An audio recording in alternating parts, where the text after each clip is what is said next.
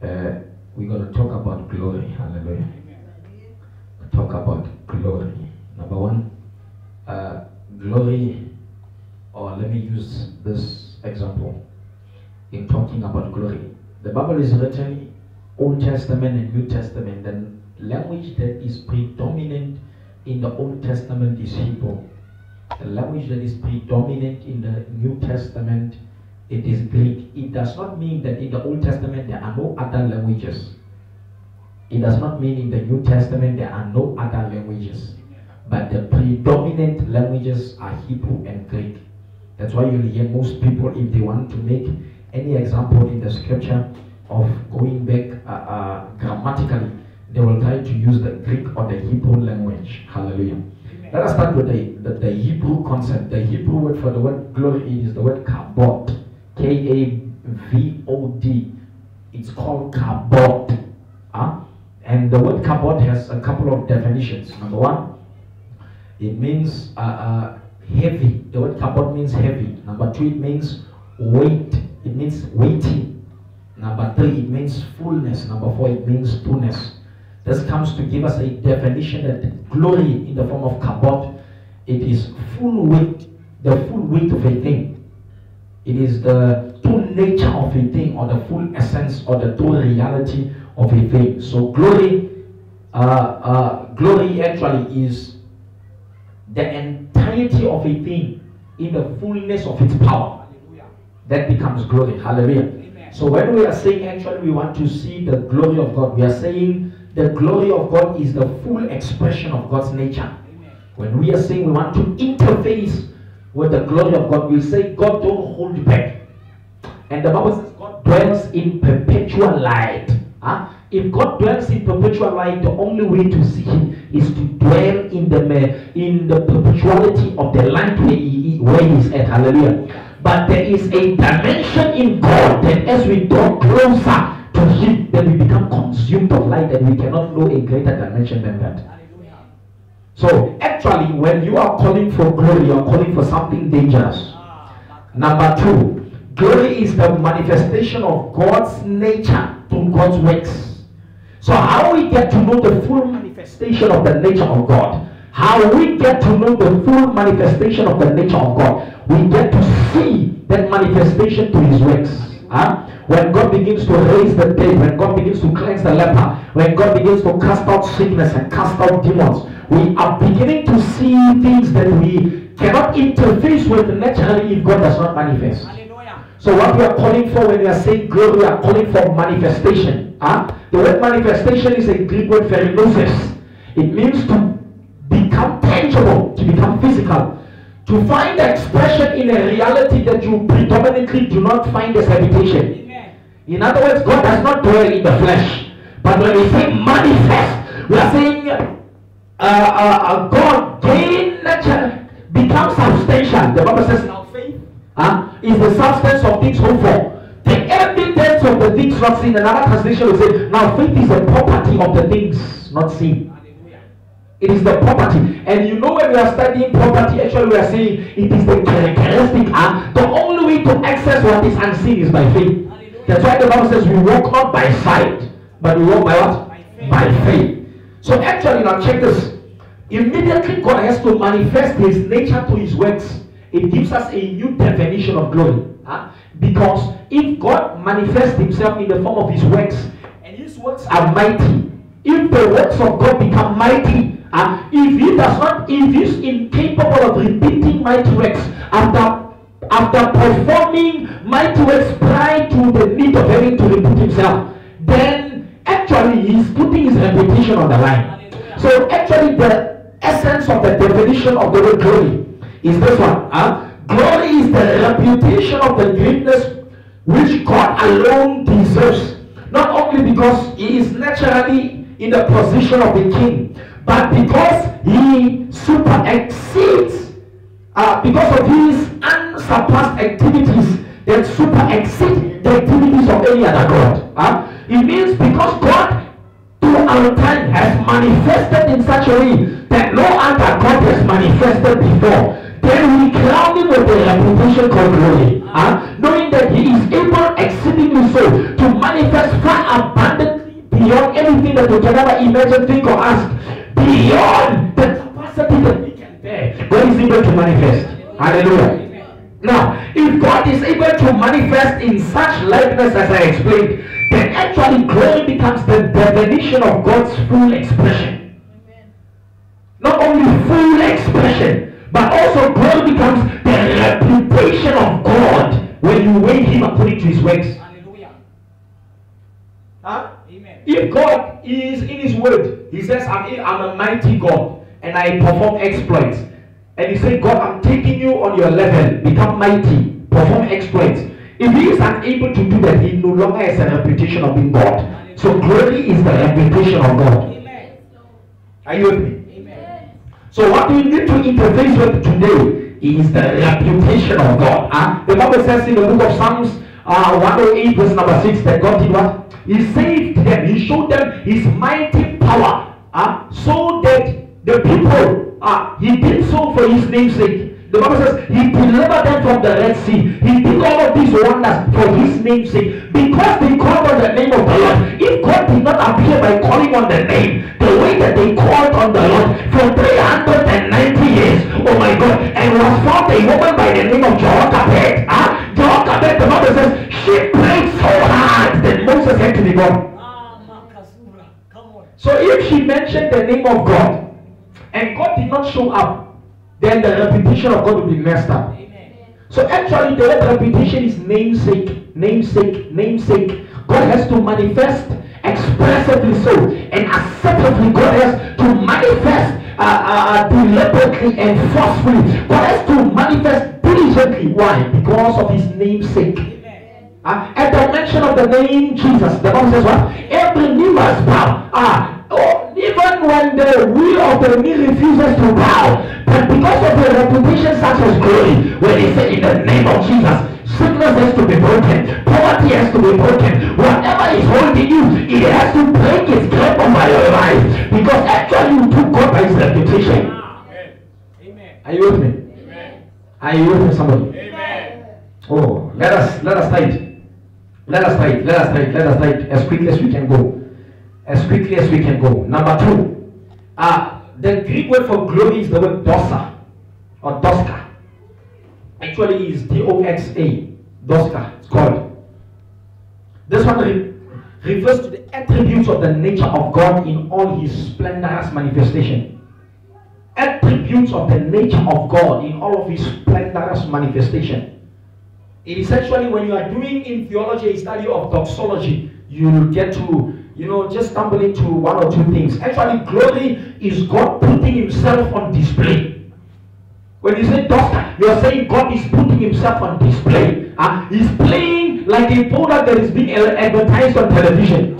You know, in the extra bright they are saying you find milk there for 25 rand, and you get there and then the milk is 40 rand. You know their reputation is messed up. Are you with me? So when God begins to display himself, actually the Bible is a set of displays about God. The Bible actually is not for readers.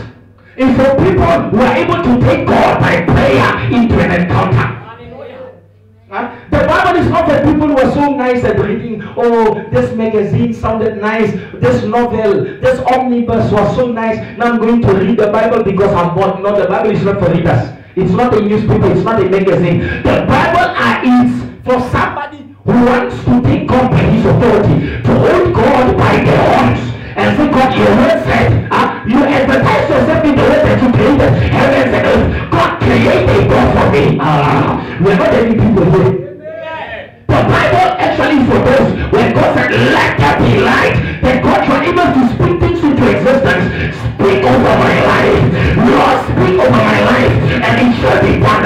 Lord, if you say that I will prosper, Lord, it shall come to pass. Lord, if you say that I will be favored, it shall come to pass. The Bible is for people who understand that they have the authority now, oh my God, to take God by his ways, because the reputation of God is displayed throughout the way. So if you want to become a believer of power, if you want to work in glory, oh my God, I'm beginning to challenge some few people here. If you want to work in glory, you take God by his command. You say, God, it is written. You say, God, it is written. I'm going to take you by what is written. Jesus understood how to take down the devil. Oh my God, you cannot fight the devil that is on your level by the strength that you have. The only way to fight him is to say it is written.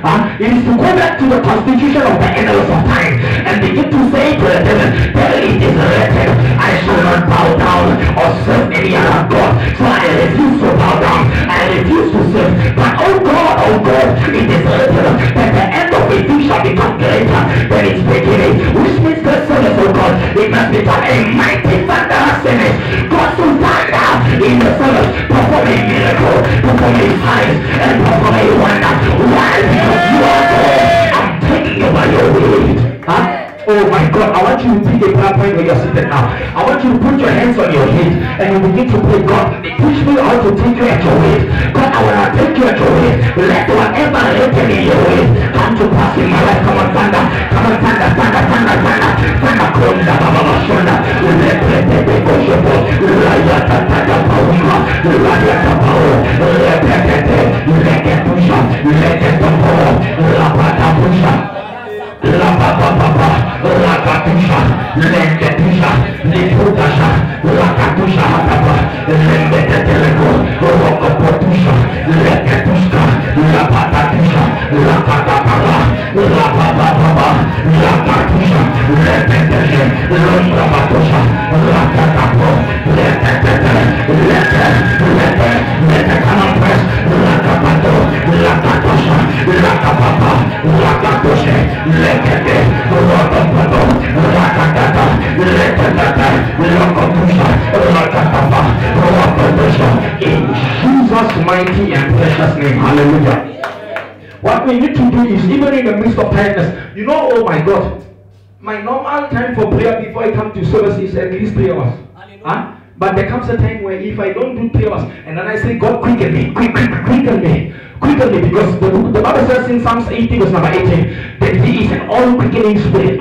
So I say, God, quicken me. And at that moment when God begins to quicken, the frequency of the spirit begins to vibrate at a higher pitch. So what we need now, more than ever, we need a bunch of believers that will say, God, your word is saying this, so I'm going to take you at your way. Hallelujah. Oh, let me just take you through this message so that you may be blessed. Hallelujah. Are you here with me, somebody? Alright, go with me to the book of Genesis. Oh, some other verses you might not be able to go. If you cannot speed up now, some other verses you might not be able to go. Come on, go to the book of Genesis, chapter number 45, verse number 13. Genesis chapter 45, verse number 13.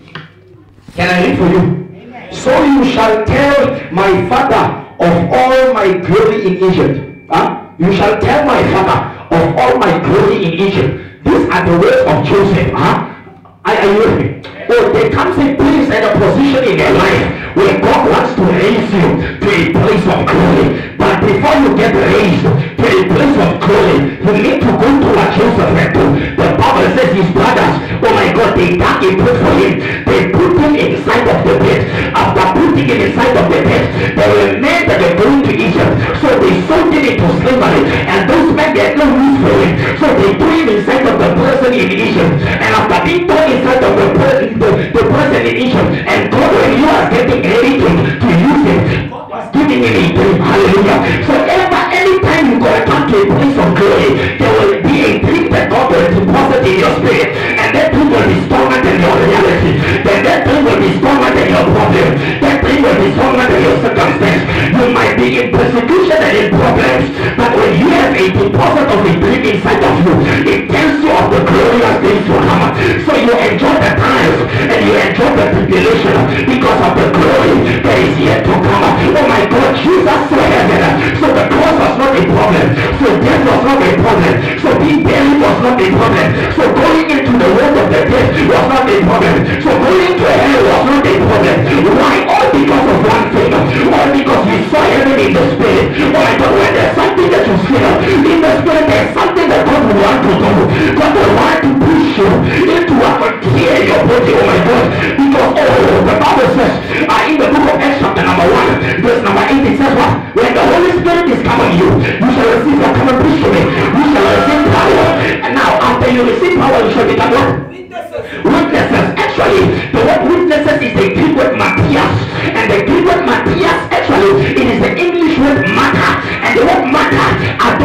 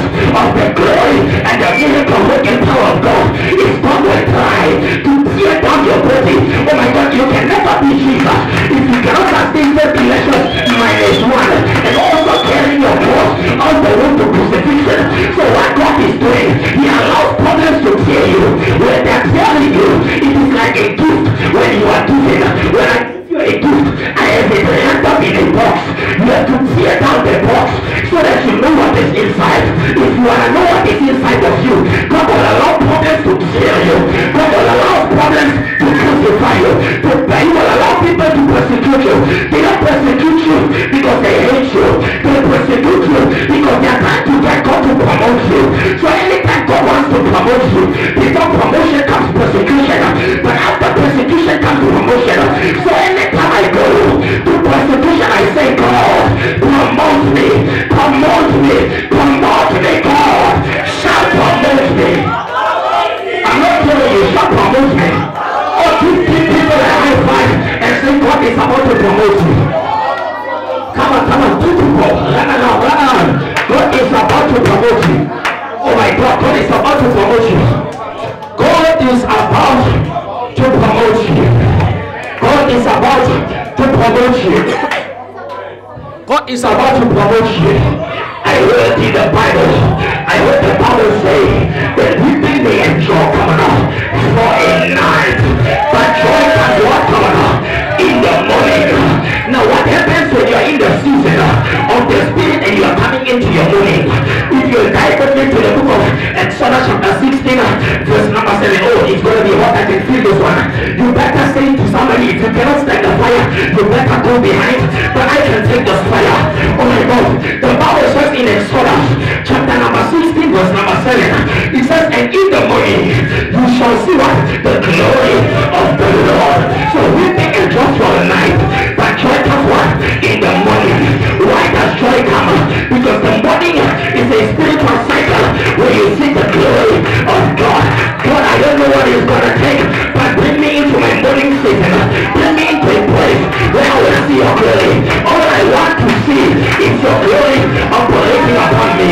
So Father, oh my God, no matter what I went through in the night season, I went through pain, I went through persecution, I went through insults, I went through curses, I went through bondage and hindrances, but my morning when it is coming, I will see the support, I will see the glory of the Lord. Lord, I want to see your glory be fully glorified inside of me, Lord. Is there somebody that wants to see the glory of the Lord? Oh my God, when you see the glory of God, oh, now the way to see the glory of God, it is the book of Exodus. Go with me, chapter 33 verse number 18. Oh, Lamba Batasho, Letehia, Lototoshoka, Ulamamande Beshe. Let there be a glimpse of your glory in my family. Let there be a glimpse of your glory over my finances. Let there be a glimpse of your glory, glory. Lapa Parashoda, let the Bebe, Lapatapu, Lambataposha, Latapata, let the Bebe, Lambatashoda, let the Pusha, Lapa, Mayande, let the Petusha, Lapapa, Lord is good. Oh my God, oh my God, oh my God, oh my God, oh my God. Seasons are changing. You are coming out of your life.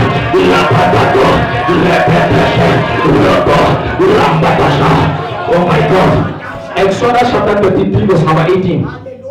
The Bible says, oh, and he said, Moses, oh, I beseech you, please show me your glory.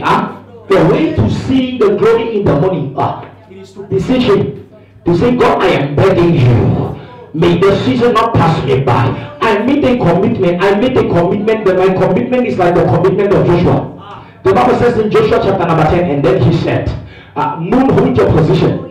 He said, sun, hold still up until we see the victory of the Lord this day. It means if God is not going to make us victorious, days will not change, the moon will not come, the sun will not go. What you need in the season is to say, God, I need to see your glory. And the word see there is the Greek word I do. It is to get spiritual perception. Whatever that you can perceive, you can receive. If you can perceive the glory of God, you are able to receive the glory of God. I don't know if you know the Shunammite woman. The Bible says as Elijah was passing, then the Shunammite woman says, I perceive that this is a man of God. And only then was the prophet able to prophesy upon a dry dead womb that let us womb to a child. But the man of God could not prophesy if the woman did not perceive. So whatever that you perceive, actually you are going to receive.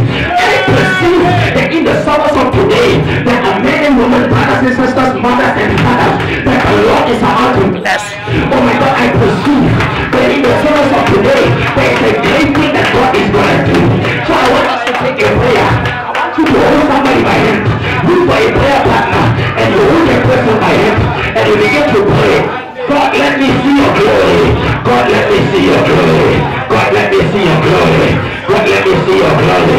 La Padasha. Rabatande. Libaragado. Shetete. Rakatata. Rakatata. Layandatasho. Lepetero. Rapatusha. Rapatusha. Rapatusha. Mandepende. Jadata. Lepete. Rakata. Mayendebero.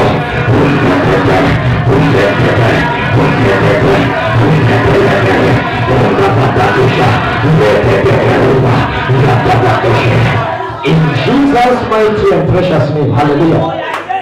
Now, after Moses asked God, let me see your glory. Oh, it brings us into another position. Please be seated for 1 minute because you might need that small rest. After he said to God, God, are you with me? Can I hear what your amen? After he said to God, God, show me your glory. Now, this is what God said. In Exodus chapter 33, verse number 22, that's what we are going to read. Because I want to connect you actually to the nature of glory. How glory functions and how glory, oh my God. Let me show you the face of glory. The face of glory. Exodus chapter 33, verse number 22. Are you there? Amen. Let me read. The Bible says, and so shall it be. While my glory, that's what? My glory passes. Oh my God. The glory of God is always a moving entity. The glory of God is a moving entity. The glory of God does not rest on people who are stagnant. It does not rest on people who are sitting. It does not sit with sitters. It does not stand with standers. It does not sleep with sleepers. It moves with those that are moving. While my glory passes. While my glory passes. While my glory passes. Actually, the word passes is connected to the word Passover. It is the Hebrew word Pascal. It is the word Hebrew word Pascal. It means when my glory passes over to overshadow. The purpose actually of this is the Greek word epikahizo. The word epikahizo means an overshadowing power. Anytime the glory of God has to be demonstrated in your life, what it will do is it will not rest, it will come to pass.